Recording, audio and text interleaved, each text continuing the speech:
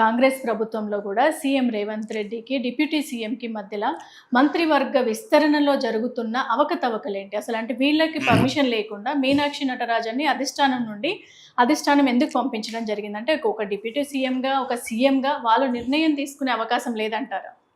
ఇప్పుడు రేవంత్ రెడ్డి గారు బట్టి విక్రమార్క గారు మంచిగానే ఉంటారు. లేని కయ్యాన్ని వీళ్ళే బయట ఉన్నటువంటి సోషల్ మీడియా బీఆర్ఎస్ సంబంధించిన కొంచెం మీడియాలు ఉన్నాయి, వాళ్ళే చూపించి అంటే అట్లా ఆ విధంగా ఒక యూట్యూబ్లో ఒక వీడియో పోస్ట్ చేస్తే చూస్తారు జనం, వీళ్ళిద్దరు గొడవ పెట్టుకుంటున్నారు అనే ప్రచారంలో భాగంగా జరుగుతుంది తప్ప వాళ్ళిద్దరు సఖ్యతగానే ఉన్నారు.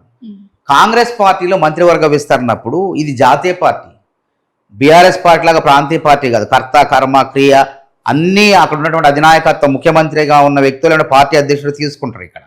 కానీ ఇక్కడ అట్లాగా జాతీయ నాయకత్వంలో ఒక ఇన్ఛార్జ్ ఉంటారు. ఆ ఇన్ఛార్జ్ ద్వారా ఇక్కడ విషయాలన్నీ వాళ్ళ అధిష్టానానికి వెళ్తాయి. అధిష్టానంలో అక్కడ మల్లికార్జున్ ఖర్గే గారు, రాహుల్ గాంధీ గారు, అదేవిధంగా కేసీ వేణుగోపాల్ గారు కూర్చుంటారు. ఒక జాబితా అనేది రేవంత్ రెడ్డి గారు వీళ్ళంతా కలిసి ఒక జాబితా తయారు చేస్తారు, ఎవరికి మంత్రి పదవి రావాలి అనేది చేసి దాన్ని అధిష్టానం పంపిస్తే అధిష్టానం ఏం చేస్తుందంటే వాళ్ళ యొక్క బయోడేటాని, వాళ్ళ చరిత్రని తీసుకొని ఎవరికి ఇవ్వాలి ఏందనేది టిక్కులు కొట్టి పంపిస్తారు. ఇది ఆనవాయితీ, ఏ పార్టీలైనా అంతే, బీజేపీలైనా అంతే, ఏ జాతీయ పార్టీలైనా అంతే. కాబట్టి ఇందులో ఏమీ జరగలేదు, వాళ్ళిద్దరి మధ్య ఏమి తగాదాలు లేవు, వాళ్ళిద్దరు సఖ్యంగానే ఉన్నారు, అధిష్టానం చెప్పినట్టు వింటున్నారు.